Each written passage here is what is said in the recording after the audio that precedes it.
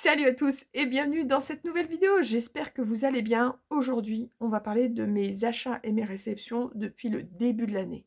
Et non, non, non, ne prenez pas peur, il n'y a pas grand-chose. Il y a 10 bouquins en tout. Franchement, on est bien, on est bien. On commence cette vidéo book haul avec le tout premier achat que j'ai fait cette année, donc au mois de février. C'est Absolu, les mobilisés, le tome 1 de Margot Dessen aux éditions Brajlon, collection Big Bang. Tout ce que je m'en souviens de quand je l'ai acheté, parce que j'ai eu le résumé quand je l'ai acheté, hein, bien évidemment, mais depuis, j'ai oublié. Tout ce que je me souviens, c'est que c'est de la dystopie. C'est un genre qui a été extrêmement populaire au tout début que je faisais Booktube il y a 9 ans, bientôt. Vraiment la dystopie, il y a eu voilà, quelques années de grande mode autour de ce sous-genre de la SF, parce qu'il y a eu Divergente, Hunger Games et compagnie, tout ça c'est de la dystopie. Il y a eu beaucoup de dystopie et après ça s'est perdu, parce que comme pour tout, il y a des effets de mode. Mais je vous avoue que ça me donnait vraiment, vraiment envie justement de pouvoir me relire une petite saga de dystopie. Et tant qu'à faire, autant prendre une autrice française. C'est tout aussi bien, hein, j'ai envie de vous dire. Donc voilà, tout ce que je me rappelle, c'est que c'est de la dystopie. Vous l'aurez vu lors de ma vidéo sur mon bingo dingo qui arrive à grands pas, puisque au moment où je vous filme, on est toujours le 24 avril.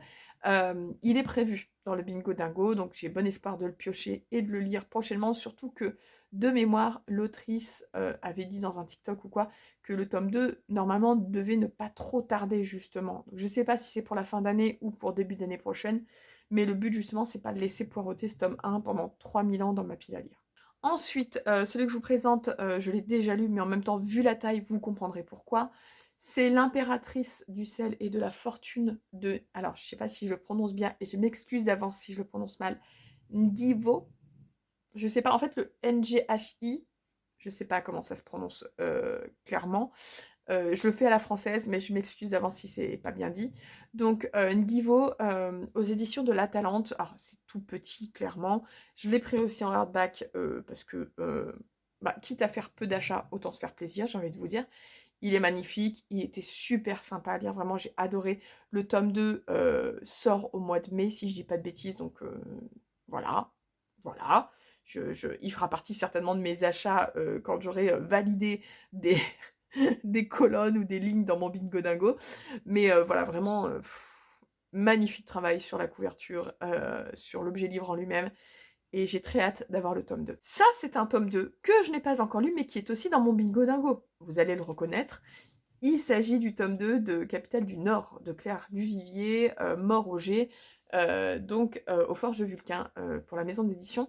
Alors, je vais pas vous résumer le bouquin, clairement, parce que, d'ailleurs, j'ai pas résumé celui d'avant, mais en même temps, un bouquin qui fait même pas, qui fait à peine 100 pages, c'est compliqué à résumer. Et c'est compliqué à résumer, hein, L'impératrice du sel et de la fortune. Je crois que je serais incapable de résumer l'histoire. Mais pour celui-là, disons que Capitale du Nord et Capitale du Sud, qui sont deux sagas qui sont écrites par Guillaume Tchamanadjian et Claire Duvivier, sont des sagas de fantasy très portées complot politique. Voilà. Et un peu de magie, quand même. Voilà, on est vraiment sur la fantasy, plutôt sur le côté politique. Mais ne prenez pas peur si c'est pas votre dada, parce que moi, c'est pas spécialement mon dada à la base. J'ai toujours un peu peur de ces livres-là en me disant: «Oh là là, ça va être tellement alambiqué que je vais rien paner». Et en fait, moi j'adore, j'adore. Alors, je l'ai lu en lecture commune avec ma copine Melcouette, celui-ci donc il va être dans le bingo dingo, mais on le lira quand même en lecture commune. Et le but en fait, c'est de pas prendre trop de retard sur la publication, puisque le tome 3 de Capitale du Sud vient de sortir. Au moment où je vous parle, il est sorti il y a peut-être 10 jours. Et le tome 3 de Capitale du Nord sortira, en général c'est au mois d'octobre. En général c'est au mois d'octobre, donc en gros d'ici la fin de l'année. Moi, ce que je trouverais super cool, c'est que en gros, au 31 décembre 2023, on ait fini les 2 trilogies, et franchement, ce serait génial, parce qu'en plus, c'est des trilogies géniales. Ensuite, je me suis procuré La Cité diaphane de Anouk Faure, ou Forêt, je sais pas, parce que j'ai vu sur certains sites qu'il y avait un accent au E à la fin. Je l'avais débuté, je l'avais mis en pause, pas parce que c'était pas bien, mais parce que j'étais pas dans le mood. J'avais lu 30 pages, donc il reste 220 pages à lire. Tout ce que je peux vous dire, c'est qu'on est sur de la fantaisie un peu sombre, a priori. Qu'est-ce qu'on nous dit? Parce que encore une fois, je ne saurais pas bien expliquer. Pour vous dire, au début, on est avec un archiviste qui va dans une cité qui est un peu, qui a été comme maudite, ou en tout cas tout le monde est mort depuis extrêmement longtemps. Et lui, donc son boulot en gros, c'est d'aller chercher des archives, des documents qui concernent cette cité. Sauf qu'en fait, il va se retrouver, en fait, il va retrouver des gens là-bas. Et des gens assez chelous, hein, on va dire ça comme ça. Heu, je saurais pas vous en dire plus parce que j'ai lu que 30 pages, que j'ai pas envie de relire le résumé, heu, mais ça a l'air d'être une ambiance assez sombre, dark et je crois, de ce que certains ont dit, presque un peu gothique, vous voyez? Donc j'ai très hâte de finir de le lire et c'était aux éditions Argile. Ensuite, un livre que j'ai déjà lu et que j'ai adoré et dont j'attends le tome 2 qui est le dernier tome, mais vraiment je suis là, le jour où il l'annonce, je le précommande même, je le précommande, obligé. De toute façon, je le voudrais en hardback, donc je vais le précommander, c'est obligatoire. Il s'agit du Pont des Tempêtes de Daniel L. Jensen, donc le tome 1 chez Brajlon, donc avec ce sublime jaspage. J'adore les jaspages. Franchement, vous me proposez soit un paperback avec jaspage, soit un hardback sans jaspage, je vous prends le paperback avec le jaspage. Vraiment, les jaspages, en plus celui-là, magnifique. Magnifique. Bref, je l'ai déjà lu, je l'ai adoré. Vraiment, vraiment, vraiment, j'ai adoré ma lecture. On est sur une fantaisie assez classique dans le format, on va dire, et avec alors pour le coup, comme dit Nina Quill, parce que c'est quand même à la base, moi je l'ai connue cette, saga-là par Nina Quill, hein, puisqu'elle l'a lu en VO et ensuite, ils ont annoncé la sortie en VF, donc j'étais ravie. On est sur une romantaisie, c'est-à-dire que concrètement, on a quand même un univers qui est construit, mais ce qui prédomine quand même dans l'histoire, c'est la romance entre nos 2 personnages principaux. Clairement, moi, ça me dérange pas du tout, j'aime bien la romance dans les bouquins.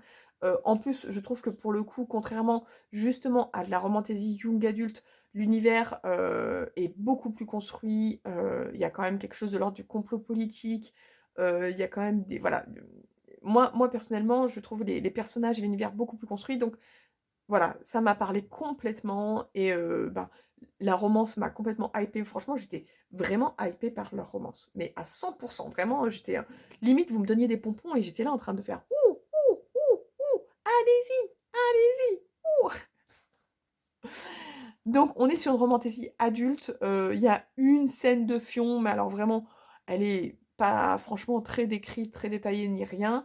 La romance est assez, comment on dit? Slow burn, slow down, j'en sais rien, slow quelque chose. En tout cas, elle va lentement, c'est presque ça vous titille tout le long, mais c'est bien fait, c'est bien fait. Franchement, j'ai adoré. Ensuite, un autre livre que j'ai lu, mais pareil, vu la taille, voilà, personne ne sera étonné, c'est Histoire, de moine et de robot, le tome 2, donc Une prière pour les signes timides de Becky Chambers. Becky Chambers, j'avais adoré le tome 1, donc quand ils ont annoncé le tome 2, je l'ai acheté direct, voilà. Et je l'ai lu direct dans la foulée. Encore une fois, c'était génial. On est sur de la science-fiction positive et vraiment, on est sur quelque chose presque de philosophique. Mais vraiment, ne prenez pas peur quand je dis ça parce que c'est à la portée de tout le monde. Ça pose juste, je trouve, les bonnes questions, sans aucun, comment dire? Ce qui est très agréable du coup, c'est qu'on est absolument on se sent pas jugé de quoi que ce soit. Voilà. Il y a pas de quelque chose de moralisateur, voilà. Il y a pas de quelque chose de moralisateur là-dedans. Juste, on est avec notamment un robot qui se pose beaucoup de questions sur le fonctionnement humain finalement, puisqu'il découvre le fonctionnement humain. Dans le premier tome, on est plus sur l'inverse, on est plus sur l'humain qui découvre le fonctionnement du robot. Et là, on est plus sur l'autre. Et en fait, ça pose des questions de manière totalement ingénue et naïve sur notre fonctionnement à nous. Alors, même si on est bien sûr dans une histoire qui se passe beaucoup plus loin dans le futur, mais je veux dire, les positionnements sont les mêmes dans ce bouquin que nous actuellement. Franchement, j'ai adoré. Je peux que vous conseiller, c'est tout petit, ça fait 120 pages à peine. Et je crois que c'est fini hein, en 2 tomes. Hein. En tout cas, à la fin de celui-là, vous pouvez tout à fait vous arrêter sans problème. Il n'y a pas forcément besoin de suite. Cette fin se suffit vraiment à elle-même voilà. S'il y avait un troisième tome, sachez que je l'achèterai, que je le lirai. Mais en tout cas, en 2 tomes, c'est suffisant. Celui-ci, je l'ai acheté vraiment il y a pas longtemps et c'est ma lecture en cours. J'en ai lu déjà 110 pages à peu près. C'est, À l'ombre du manoir, je vais y arriver, À l'ombre du manoir, le tome 2, qui est le dernier tome normalement, de Lizzie Felton aux éditions du Chat Noir. On est sur une histoire de maison hantée, donc de fantômes, maison hantée. Donc voilà, je vous dis, j'ai lu environ 110 pages et il fait 350 pages. J'aimerais bien l'avoir fini cette semaine. Et ensuite, les 3 derniers livres que j'ai à vous présenter, ce sont des services presse de chez J'ai lu. Le premier, donc celui que j'ai prévu pour le Bingo Dingo, vous l'avez déjà vu, c'est je pense qu'on dit comme ça, Scholomance. Donc c'est le premier tome de Éducation... Non, premier tome Éducation meurtrière. Alors c'est quoi le nom de la saga? Oh, je sais jamais. Bon bref, Éducation meurtrière de Naomi Novik. Alors moi je vais vous dire, j'adore cette couverture. Vraiment, je la préfère dans ce format poche que dans le grand format. Elle est jolie celle du grand format, mais alors celle-ci, j'adore. J'adore. Tout ce que je me souviens du résumé, c'est qu'il y a une histoire d'école de magie. Je crois que c'est ça. C'est ça. Une école pour les surdoués de la magie où l'échec signifie la mort. Je vais pas aller plus loin. Vous vous doutez un petit peu de ce qui va se passer. Va y avoir des histoires, de la magie, des embrouilles et de l'école. Et vraiment, j'ai pas besoin d'en savoir plus. J'ai très envie de le lire. J'ai vu quand même pas mal de monde beaucoup aimer. Si je dis pas de bêtises, Kaamelott avait quand même bien aimé sa lecture. Même beaucoup. Et je pense même qu'elle a déjà lu le tome 2 qui est sorti en grand format. Personnellement, j'avais vu que le format poche devait sortir bientôt, et comme les éditions J'ai lu m'envoient leur catalogue tous les 3 mois, j'avais attendu de voir si je pouvais le recevoir en SP ou pas. Sinon, je me le serais acheté, très sincèrement, parce que vraiment, il me fait très envie. Et vraiment, la couverture, une tuerie. J'ai également demandé Sorcier et Magie, donc c'est écrit par un collectif d'auteurs, donc c'est des nouvelles. Hein, voilà, c'est des nouvelles, il y en a 17 en tout. Vous avez notamment donc, George Martin, Robin Hobb, c'est mieux, Scott Lynch, Tim Powers, je sais pas si on nous met les autres, non, mais enfin bon bref, il y a plein d'auteurs différents dans cet ouvrage, et comme je vous disais, en tout, on a effectivement 17 nouvelles. Je ne l'ai pas prévu, voilà, on a les auteurs là. Je ne l'ai pas prévu pour le Bingo Dingo parce que c'est un format qui se prête pas trop à ce genre de challenge, clairement. C'est un format vraiment où moi je préfère. En fait, c'est un format de bouquin que je lis pas d'un seul coup. Je vais lire une nouvelle par-ci, par-là, et il va entre guillemets traîner un moment tant que j'ai pas fini les nouvelles. Voilà. Donc vraiment, ça se prête pas au challenge du Bingo Dingo, mais je pense qu'une fois le Bingo Dingo fini, clairement, je vais l'attaquer, commencer, et j'aimerais bien en fait qu'il me fasse l'été. Voilà. En gros, de juillet à août ou septembre, ce serait cool. Et enfin, le dernier livre que j'ai demandé et que j'ai reçu de la part des éditions J'ai lu, mais cette fois dans leur collection Nouveau Millénaire, donc c'est leur format, vous savez, grand, c'est même pas grand format, je crois que c'est un format sorte moyen format, I don't know. C'est Le Pays sans lune de Simon Jiménez. Alors c'est celui qui avait écrit Cantique pour les étoiles, que je n'ai absolument pas lu, qui était un space opéra, mais là on est sur de la fantasy par contre, qui est beaucoup plus ma cam pour le coup que la science-fiction. Encore une fois, je vous l'ai dit, j'en lis pas beaucoup, je m'y mets doucement mais sûrement, mais j'en lis pas beaucoup. Et voilà, là on est sur un peuple qui souffre sous la domination du trône de la lune, un empereur et ses fils monstrueux, voilà, qui saignent la terre, qui oppriment les sujets, voilà, ils ont hérité de fantastiques pouvoirs, qu'ils ont hérité donc d'une divinité qui est enfermée dans le palais, mais aucune divinité ne peut être contenue éternellement. Voilà. Donc voilà, ensuite ça nous parle d'un soldat qui, je pense, va aider la divinité qui était enfermée. Donc écoutez, franchement, ça me parle totalement. C'est de la fantaisie. Alors encore une fois, il n'a pas été prévu pour le Bingo Dingo parce qu'il est quand même gros et que c'est le dernier arrivé, donc je vais me le garder vraiment pour cet été tranquillos. Mais il me fait quand même très envie, on va pas se mentir. Il me fait quand même très envie. Voilà, c'est tout pour ce book haul. 10, c'est pas beaucoup, mais c'est déjà bien. Bref, je m'en arrête là pour cette vidéo. J'espère qu'elle vous a plu. N'hésitez pas à me dire si vous avez déjà lu ces romans, ce que vous en avez pensé, ou si vous comptez les acheter ou quoi, ou qu'est-ce. Et sur ce, moi je vous dis à bientôt dans une nouvelle vidéo. Bye bye!